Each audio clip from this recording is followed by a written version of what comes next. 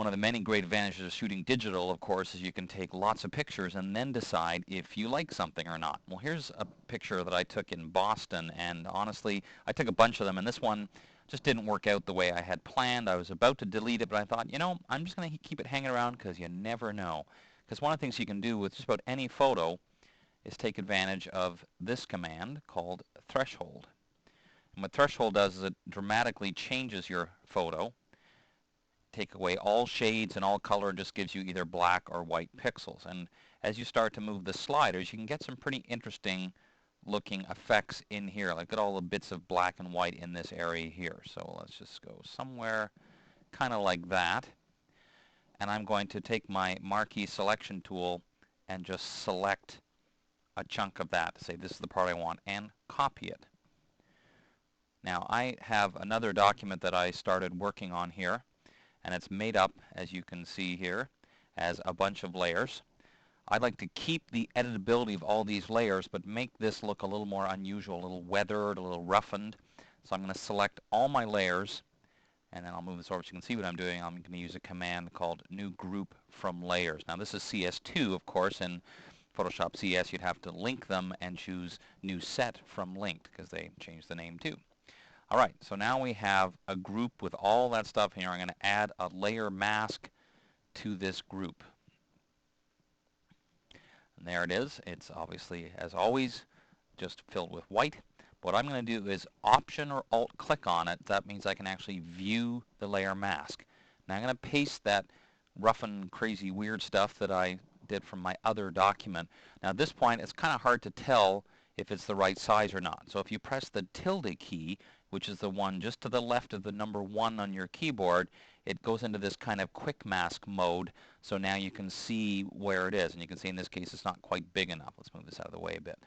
So I need to scale the layer mask without affecting everything else. I need to unlink these two, make sure I'm still in the layer mask, press Command or Control T, and now I can scale this to be as big as I want. Of course, it doesn't really matter. I'm not really scaling anything noticeable because it's just a kind of a weird pattern.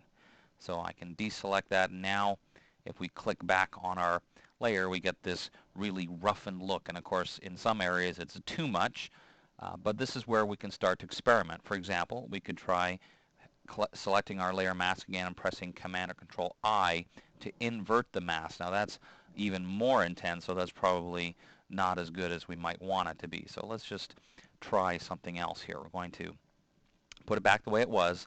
I'm going to take this set, this group I should say, and duplicate the whole thing. So now I have two copies that are the same.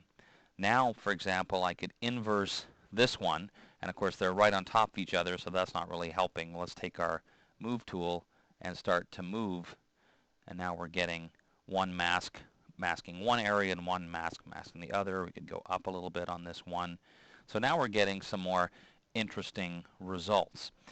This is just really to get you started, but what the point I want to make is now when you're out shooting photos, look at things a little differently. For example, now I find myself starting to actually shoot pictures specifically for and only for the purpose of making one of these threshold patterns. So here's an example, and I just literally saw a part right outside our parking lot and went, that might be interesting.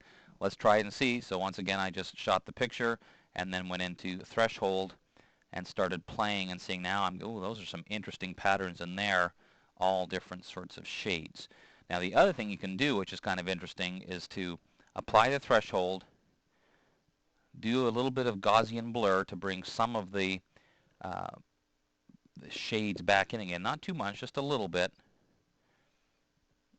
And then go back and do threshold again and see what you get this time. That's going to make the pattern look quite a bit different and quite a bit coarser, if you like that kind of a look. So the main point I'm trying to make is when you're looking at photos, don't just, I'll just undo this back, don't just throw something out thinking I'll never be able to use this, because this threshold technique opens up just a whole bunch of possibilities for backgrounds, for borders, all kinds of things. And it works for just about every type of photo. Okay, well, not every type, but just about every type. I'm Dave Cross. We'll see you next time.